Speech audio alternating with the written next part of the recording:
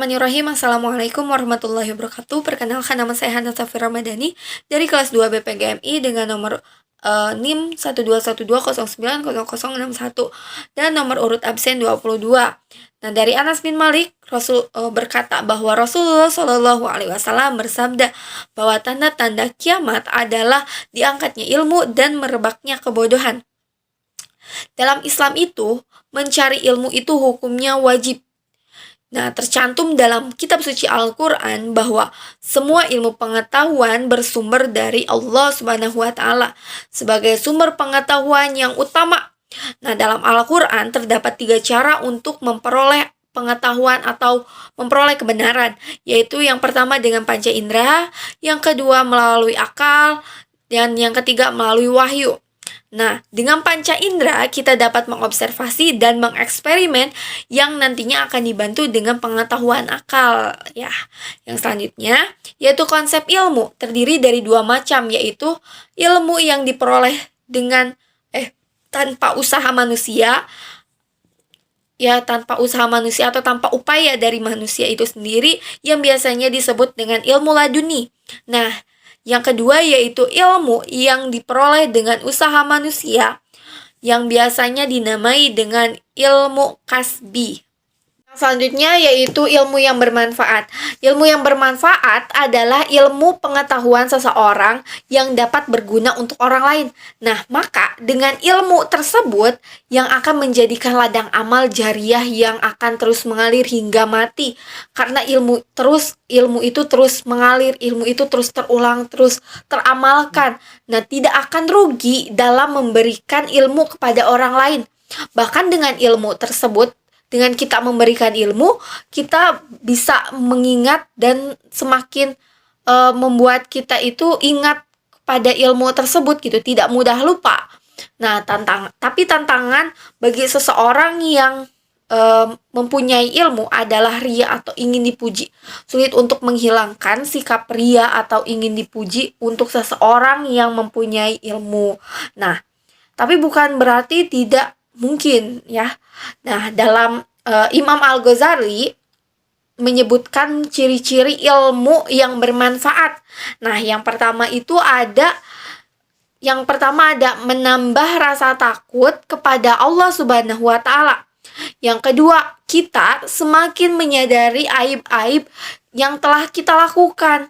Nah, yang ketiga, bertambahnya makrifat kita kepada Allah dengan semakin memperbanyak beribadah kepadanya.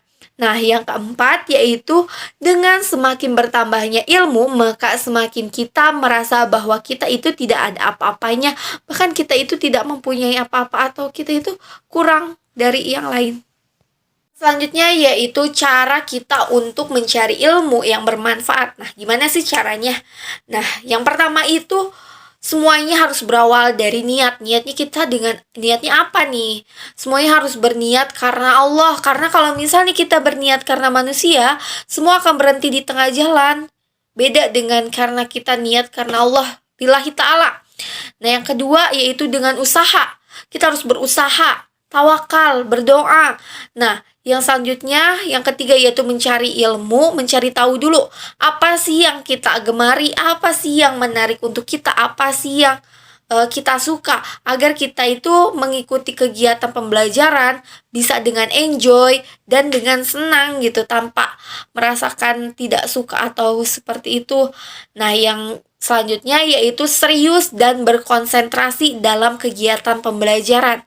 Nah, selanjutnya yaitu mengamalkan ilmu dan mempraktekannya agar bisa menjadikan ilmu itu bermanfaat, bukan untuk kita, tapi untuk orang lain juga. Dan ilmu itu bisa melekat juga pada diri kita ya.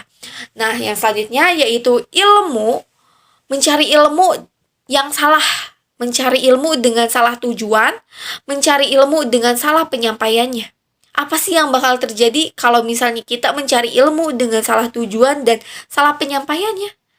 Nah, maka itu akan menjadikan the loss of adab atau hilangnya adab, seperti yang terjadi pada zaman sekarang ini. Zaman milenial, zaman globalisasi, yang dimana zaman-zaman ini tuh Anak-anak tidak lagi menghormati orang tua, anak-anak tidak lagi menghormati yang lebih tua, atau tidak lagi, orang-orang itu sudah tidak lagi memperdulikan apa yang dinamakan adab serta saling menghormati. Mereka hanya melakukan karena ada sesuatu, diiming-imingi sesuatu, bukan karena mereka itu menghormati. Karena perkembangan zaman, karena berkembangnya teknologi, membuat anak-anak itu merasa hebat, merasa kehilangan rasa hormat kepada yang lebih tua.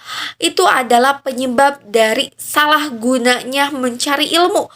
Mencari ilmu dengan teknologi bisa menjadikan kita salah tujuan dengan karena salah tujuan itu atau salah penyampaiannya itu, maka anak-anak akan sulit, anak-anak atau kita itu akan salah untuk mengartikan, maka disitulah terjadinya the loss of adab, hilangnya adab pada diri kita atau hilangnya adab pada masyarakat kita, menjadikan tidak ada rasa hormat, rasa sopan santun, rasa adab sudah hilang karena salahnya kita mencari ilmu, salahnya penyampaian akan menjadikan the loss of adab. Ana Safira Ramadhani, sekian dari saya. Mohon maaf bila ada salah-salah kata atau ada kata-kata yang kurang berkenan ataupun ada sesuatu yang belum bisa memuaskan dari segi penyampaian atau materi. Saya memohon maaf. Wassalamualaikum warahmatullahi wabarakatuh.